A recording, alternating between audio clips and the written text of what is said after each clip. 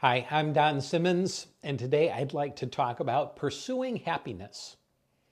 The Apostle Paul wrote to the church in Philippi, "Not that I speak in regard to need, for I've learned in whatever state I am to be content." Philippians 4:11. The phrase, "the pursuit of happiness," resonates deeply within the fabric of American values, encapsulated in the famous words of the Declaration of Independence.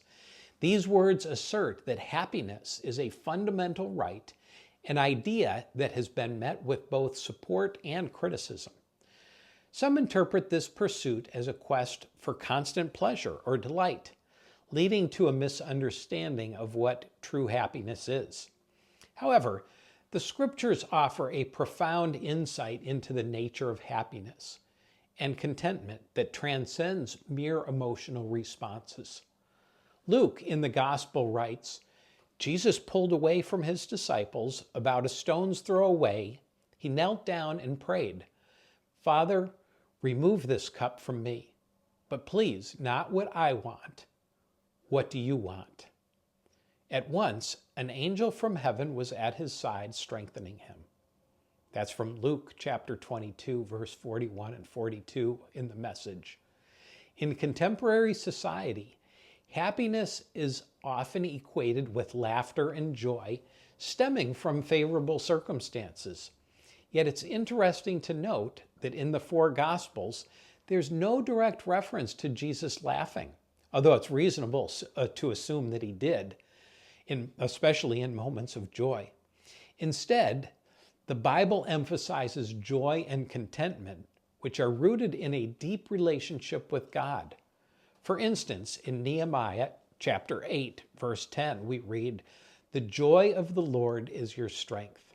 This verse highlights that true joy comes from God and is a source of strength, especially in difficult times. Contentment, as expressed in Philippians 4:11, is about finding peace and satisfaction in God's will, regardless of one's external circumstances.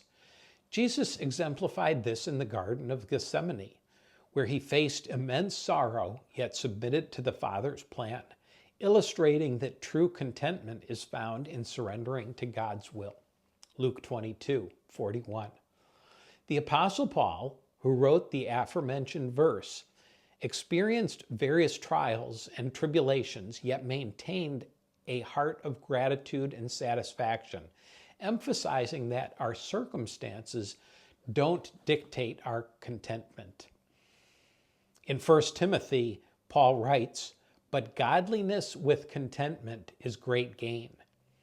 This signifies that the pursuit of godliness, living a life aligned with God's principles, coupled with contentment, leads to immense spiritual wealth. In contrast, chasing after worldly pleasures often leads to disappointment and unfulfilled desires. As Ecclesiastes 2:11 reflects, "Yet when I surveyed all that my hands had done and what I had toiled to achieve, everything was meaningless, a chasing after the wind. Nothing was gained under the sun." This sentiment reminds us that earthly pursuits alone can never satisfy our deepest longings. True happiness is not a fleeting emotion, but a profound sense of peace and joy that comes only from knowing Christ. John 15:11, Jesus says, "These things I've spoken to you, that my joy may remain in you, and that your joy may be full." He connects our joy with his teachings and his presence, indicating that our pursuit of happiness should lead us to a deeper relationship with him. In our culture, advisors tell us to find joy and contentment in their products. Marketers tell us that a vacation will bring peace and fulfillment. A new car or a new electronic gadget will make us happy. But we all know that these things don't ever satisfy.